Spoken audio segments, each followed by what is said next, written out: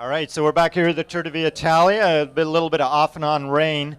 We just got our women's race underway, but we've got here the two winners from our categories in our first race. So it was U17 E4 M3 race and started under some wet roads, some off and on rain. Big group out there. The race was animated from the start.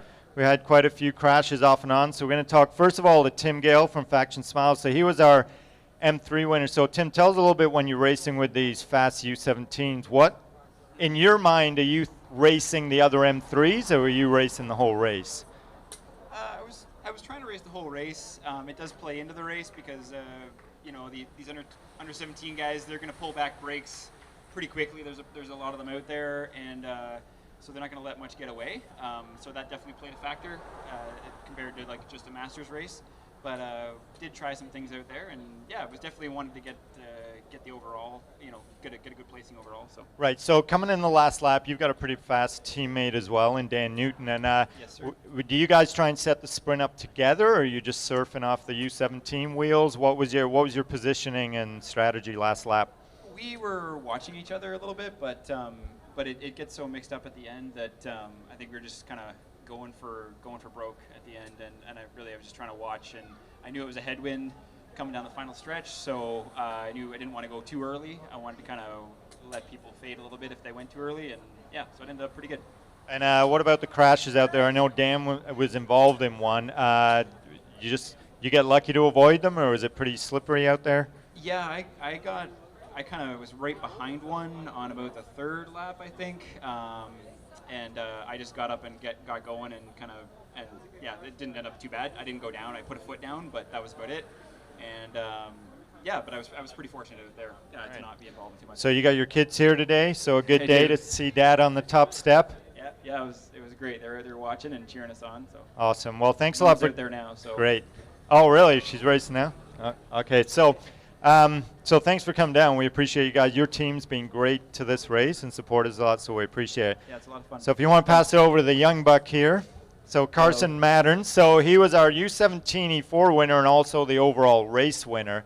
So Carson, I've seen you at the Youth Cups a bit over the years. So you come into this race. First of all, tell me you're racing independently. Just wanted to wing it on your own this year? Yeah, so this is a bit of a change. I actually just this is really new. I was with NCCH up until a couple weeks ago. So this is just a next step. I have no malice toward the group. This was just a progression for what I want to do.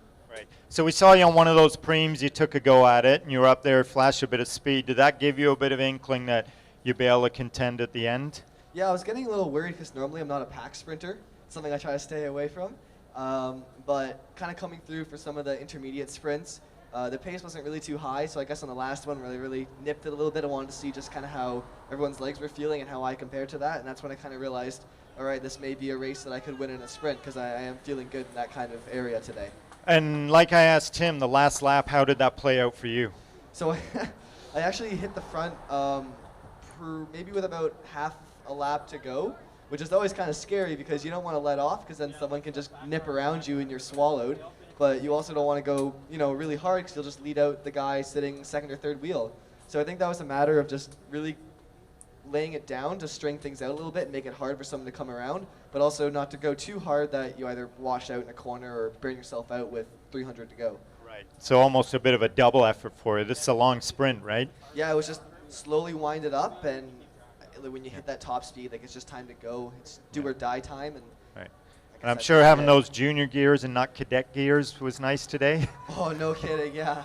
I just got back from the Jug Tour Aston, which takes place in Holland. I was there with NCCH for just over a week. Yep. And the gears there, the cadet gears, they're actually a lot smaller there than they are here. Oh, wow. So I think here they equate to a 7.15 meter rollout. Over there, it's less than 7 meters. Wow. So it was pretty spinny. High cadence stuff, yeah, right? No kidding. Yeah. All right, well, we've seen some great youth win this race. Dylan Bibick won this race before, so it's always a sign of good things to come for our young winners. So we thank you for coming down here and hope you had a good experience. Yeah, I've been looking forward to this race forever, and I'm finally glad I was old enough and able to make it out. Great, awesome. Okay, well, we'll be back with our women's winners probably in about an hour or so. So keep an eye on Facebook and check back in, and we'll keep you up on the action all day. Thanks, guys.